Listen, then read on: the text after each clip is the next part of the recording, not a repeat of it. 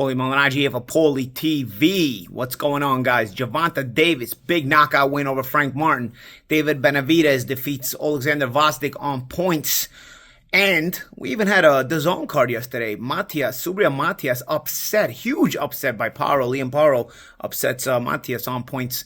I didn't see that fight, guys, yet. So I don't know what you guys' thoughts on the Paro and Matias fight. I'm absolutely shocked. This 140-pound division keeps surprising me, shocking me. Can't really get a hold of a solid footing, solid ground on who the best guy at 140 pounds is, because every time we assume, or I assume something, it just gets thrown out the window again, man. I mean, who is the best 140 pounder now? I mean, Liam Paro just put himself into the mix with a big win over the guy that we thought was the top guy. Before this, Ryan Garcia beat Devin Haney, who had, sort of cemented himself as the top guy. Before that, Teofimo Lopez was looked at as a top guy, but he's not really been looking so sharp.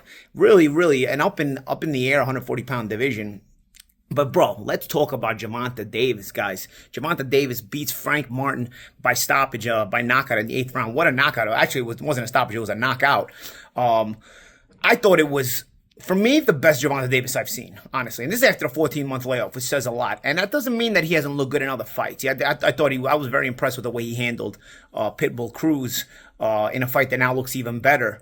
Being that Pitbull is a world champion at 140 pounds. But I was very impressed with the way he handled Pitbull, hurting his hand, going back to his boxing and not just looking for, the big shot knockout, and outpointing Cruz in a close competitive fight, against the guy who's solid and got better. Even the Pedraza fight, even though Pedraza was a guy who struggled mightily at 130 pounds, because I had been working those fighter meetings for some of his prior fights. He was dead at 130 pounds. Nonetheless, Pedraza went up to 135 and won the title as well. So that looks good on Gervonta's resume, that he on Tank's resume, that he was able to get that win. But here, this fight here, Frank Martyn, I get it. He wasn't a guy who had fought at the elite level yet, but he was a guy who was getting a lot of hype, generating a lot of hype, and he was a good fighter. Listen, Frank Martyn's a good fighter. He showed some class last night. He showed some ability last night.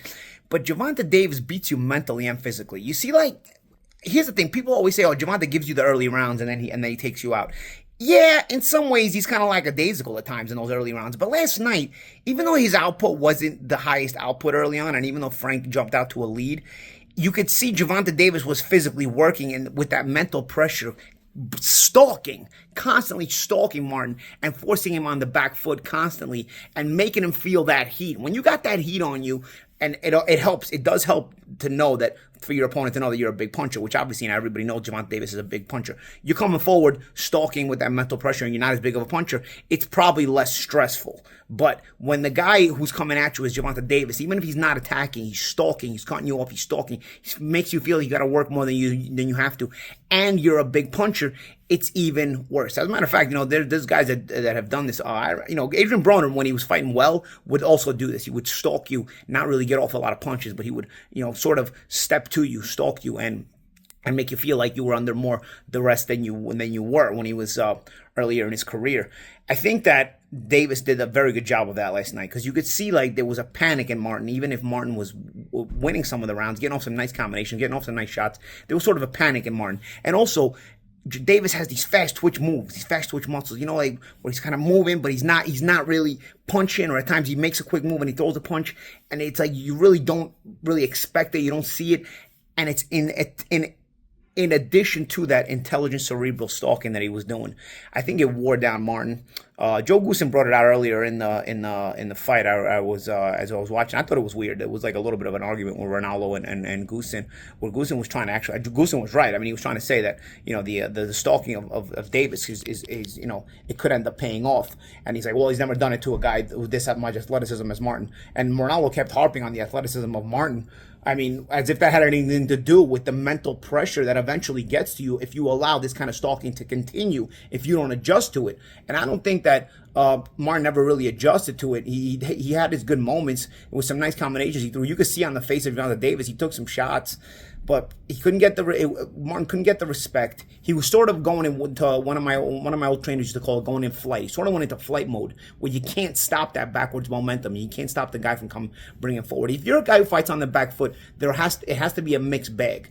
And that's why, for me, Shakur Stevenson does it so well. Because you fight on the back foot, but then it has to be a mixed bag, where there's moments where you sit and you shoot those shots. Sometimes you even step to your opponent, then you step back, you cover that ground going forward and going back. And yes, most of the time you do go backwards as you're a back foot fighter. fighter, but there's key moments where you're stepping as well. When you go into flight, you're constantly just moving, and that's what it got to the point of happening. It went into constant flight, and Davis it wears you out. When you're going into constant flight like that, it wears you out. It drains you, and the guy's not even working that hard. Davis was not working that hard. There's a guy coming forward. Really, if he's not throwing those punches, he knows what he's doing, and he's gaining in confidence because he sees he's putting you into flight. It's almost as if Davis knew eventually that he was going to drown out Martyn.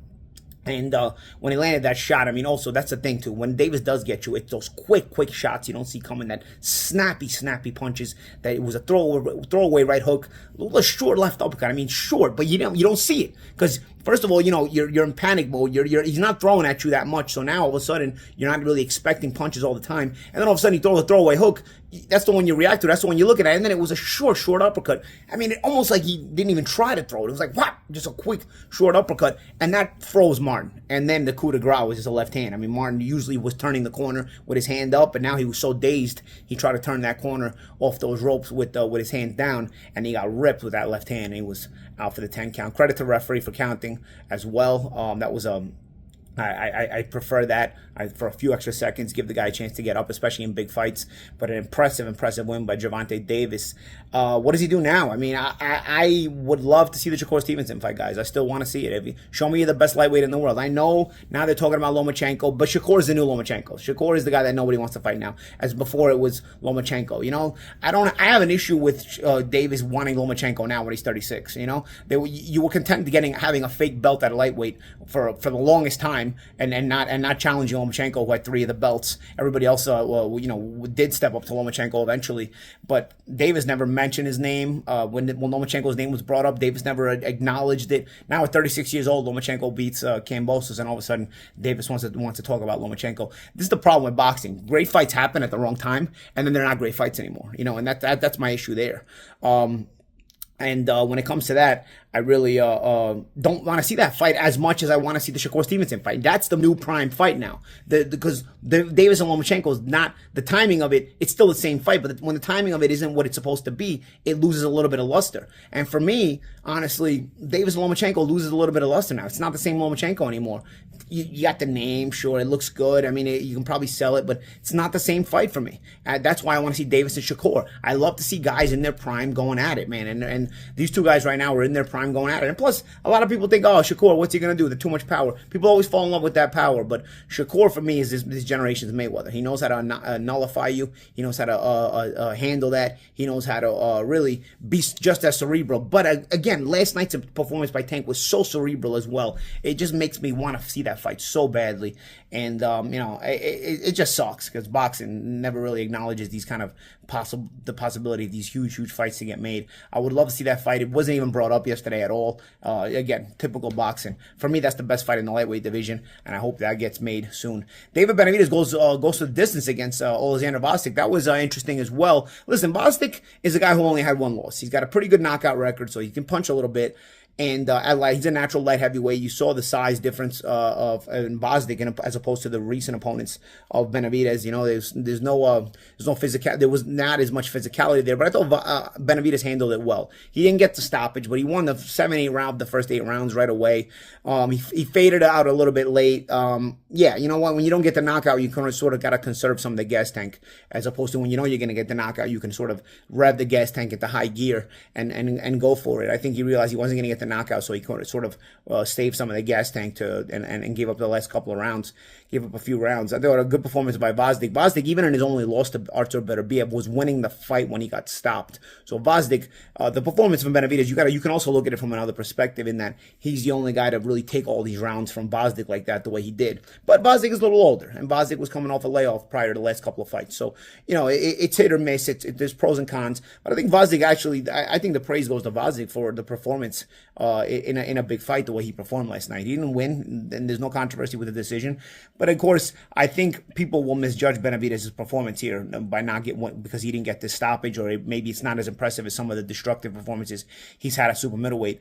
I love the fact that he still wants to fight at 168 to try to get Canelo. I mean, I think it's literally only for Canelo, only for the title belts on 168 that are being held hostage over there.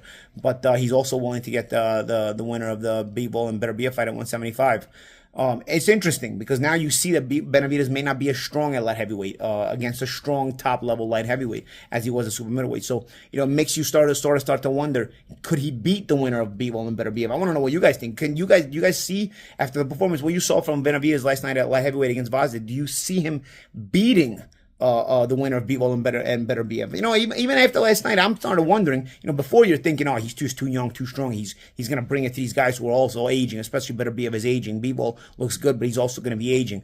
Bosdick was an aging guy, but now, if I saw some of the issues that he had in sort of getting the respect of Vazdik, he did well. I'm not saying he didn't do it. He did well. But these are even better light heavyweights. Bivol and Beterbiev are even better light heavyweights, stronger light heavyweights. So I'm wondering, can he beat those guys at light heavyweight? I love the fact that he wants all the smoke and he wants to go for it. And of course, I'm always disappointed that he can't get the super middleweight titles first, so that he could just go up to light heavyweight as a super middleweight world champion first. And there's also David Morrell at 168, a terrific fighter as well.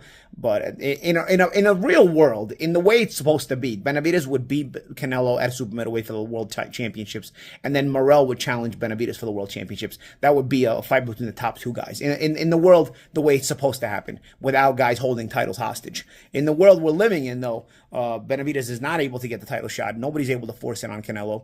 And so we're dealing with a world where he's at light heavyweight right now with an option to go back to super middleweight. He'll always put it out there just to see if basically he says that just to show that the onus is on Canelo that is ducking him. No matter how many times the Canelo clown posse wants to talk about that Benavidez they're always making excuses for Canelo. He says that he can make 168 for the simple reason that he's going to show that it's Canelo ducking him. So I don't blame him for saying he can still make 168, but he's campaigning at 175. I'm Paulie Malaji, guys. Let me know your thoughts on all these fights. Matias, the crazy upset against Paro. I gotta still go watch that fight. Dave is super impressive. Maybe the most impressive of his career. And Benavidez at light heavyweight. What do you think?